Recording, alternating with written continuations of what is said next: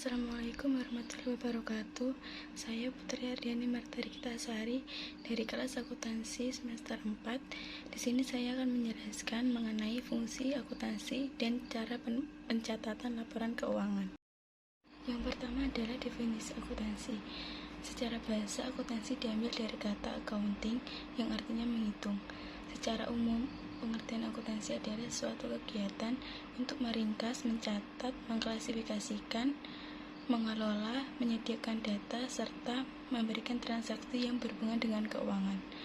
Hal ini digunakan untuk para orang yang membutuhkan laporan keuangan supaya bisa digunakan atau mempermudah mereka untuk mengetahui tingkat kemajuan suatu perusahaan. Yang selanjutnya adalah fungsi akuntansi. Fungsi akuntansi yang pertama adalah sebagai recording report. Recording report ini adalah proses mencatat atau merekam catatan transaksi secara sistematis dan kronologis dari sekian banyaknya transaksi keuangan yang akan dikirim ke akun leader dan kemudian akan dijadikan sebagai akun akhir di laporan laba rugi atau untuk mengetahui laporan laba rugi. Yang kedua adalah untuk melindungi properties. Maksud akuntansi sebagai melindungi properties adalah untuk menghitung jumlah aset yang menyusut. Maksudnya adalah apakah benar aset tersebut digunakan dengan baik atau dengan cara yang baik atau digunakan dengan cara yang salah. Yang selanjutnya adalah sebagai komunikasi antara pihak atau mengkomunikasikan hasil. Akuntansi selalu mengkomunikasikan hasil kepada pihak yang tertarik dalam bisnis perusahaan. Contohnya seperti investor, kreditor, karyawan, pemerintah, peneliti, dan lain-lain. Yang keempat adalah sebagai meeting legal. Akuntansi juga berfungsi untuk mengembangkan sistem atau merencanakan sistem seperti menjaga catatan, laporan, atau hasil dari laporan keuangan. Yang kelima adalah klasifikasi. Fungsi akuntansi sebagai klasifikasi yaitu fungsi menganalisis secara sistematis dari data yang tercatat. Yang dimaksud ini adalah untuk transaksi kelompok atau entry dari satu alam di satu tempat. Yang selanjutnya adalah untuk sumaris. Dalam pelaporan sumaris ini adalah bersifat rahasia dengan cara yang dapat dimengerti dan berguna atau bermanfaat untuk internal atau di dalam perusahaan maupun di luar perusahaan eksternal. Proses ini mengarah pada penyusunan yang pertama neraca saldo, yang kedua laporan laba rugi. Yang terakhir adalah menganalisis dan menafsirkan. Pada tahap yang terakhir ini, maka pengguna akuntansi bisa menganalisis apakah perusahaan ini benar-benar berkembang atau maju, serta bisa mempersiapkan atau merencanakan masa depan untuk kebijakan melaksanakan perusahaan agar lebih baik lagi. Yang selanjutnya adalah pihak-pihak yang berkepentingan di dalam laporan keuangan atau akuntansi.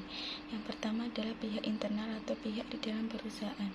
Pihak manajemen yang berkepentingan langsung di dalam perusahaan sangat membutuhkan laporan keuangan atau informasi keuangan dengan tujuan untuk pengendalian perusahaan, pengkoordinasian perusahaan, serta merencanakan perusahaan untuk masa depan.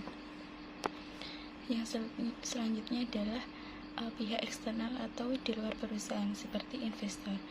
Investor sangat membutuhkan informasi mengenai laporan keuangan suatu perusahaan dengan tujuan mereka mengetahui maju atau mundurnya perusahaan, sehingga mereka bisa mengambil keputusan apakah mereka akan tetap mempertahankan perusahaan atau menambah investasi atau bahkan akan menjual perusahaan. Yang selanjutnya adalah calon investor. Calon investor juga sangat membutuhkan informasi mengenai maju mundurnya perusahaan melalui laporan keuangan. Hal ini bertujuan untuk mengambil keputusan apakah mereka akan bisa menginvestasikan dana mereka ke perusahaan tersebut atau tidak. Yang selanjutnya adalah dari pihak kreditor. Pihak kreditor juga membutuhkan informasi maju atau mundurnya perusahaan. Hal ini dilakukan dalam rangka untuk mengambil keputusan apakah mereka akan menambah atau menarik pinjamannya. Seperti contohnya bank akan meminjamkan dananya ke perusahaan, dan kemudian bank itu akan membutuhkan informasi apakah perusahaan itu maju atau tidak. Ketika misalnya maju, bank akan bersedia menambahkan dananya, sedangkan kalau mundur maka bank itu akan menarik pinjaman dananya. Yang selanjutnya adalah bagi calon kreditor. Bagi calon kreditor ini juga perlu memerlukan laporan keuangan dari sebuah perusahaan. Apakah perusahaan itu mampu mengembalikan atau menilai risiko serta memutuskan apakah perusahaan tersebut mampu diberikan pinjaman atau tidak.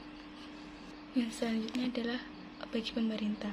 Pemerintah memerlukan laporan hasil keuangan dari suatu perusahaan untuk menentukan pajak atau pasal PPh untuk perusahaan tersebut. Dan terakhir untuk karyawan, yaitu mereka bisa mengetahui kemantapan kerja di dalam perusahaan tersebut. Ini akuntansi menganggap bahwa perusahaan merupakan sebuah kesatuan ekonomi yang berdiri sendiri dan terpisah dengan entitas ekonomi lain. Yang selanjutnya adalah prinsip periode akuntansi. Prinsip dasar periode akuntansi adalah penilaian dari laporan keuangan perusahaan yang dibatasi oleh periode waktu tertentu. Sebagai contoh, misalnya sebuah perusahaan menjalankan usahanya saat periode akuntansi, misalnya mulai tanggal 1 Januari sampai tanggal 31 Desember. Yang selanjutnya adalah prinsip biaya historis. Prinsip ini mengharuskan setiap barang atau jasa yang diperoleh dicatat berdasarkan biaya yang dikeluarkan dalam mendapatkannya.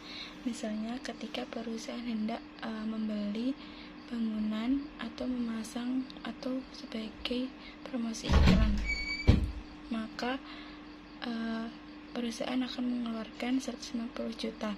Namun ada nego yang harganya hanya 100 juta.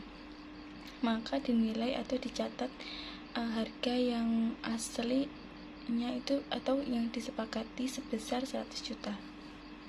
Yang selanjutnya adalah prinsip satuan moneter. Pada prinsip akuntansi ini, pencatatan transaksi hanya dinyatakan dalam bentuk mata uang dan tanpa melibatkan hal-hal non-kualitatif. Selanjutnya adalah prinsip kesinambungan usaha. Pada prinsip ini menganggap bahwa entitas ekonomi bisnis akan berjalan secara terus-menerus atau berkesinambungan tanpa ada pembubaran atau penghentian kecuali terdapat peristiwa tertentu. Yang selanjutnya adalah prinsip pengungkapan penuh. Laporan keuangan harus mempunyai pengungkapan penuh dalam menyajikan informasi yang informatif serta dimaklumkan sepenuhnya. Yang selanjutnya adalah prinsip pengakuan pendapatan. Naik tingginya pendapatan timbul karena hasil dari kegiatan usaha seperti dari penjualan, penerimaan bagi hasil, dan sebagainya. Yang selanjutnya adalah prinsip mempertemukan. Maksud dari prinsip ini yaitu di dalam akuntansi adalah biaya yang dipertemukan dengan pendapatan yang diterima menggunakan tujuan menentukan besar atau kecilnya laba rugi. Yang selanjutnya adalah prinsip konsistensi. Prinsip konsistensi ini prinsip dasar yang digunakan dalam pelaporan keuangan tetap dan digunakan secara konsisten. Prinsip materialitas adalah prinsip akuntansi yang mempunyai tujuan untuk menyeragamkan seluruh aturan. Namun kenyataannya tidak semua penerapan akuntansi ini mentaati teori atau mengikuti teori yang ada. Maka tak jarang terjadi pengungkapan informasi yang sifatnya material.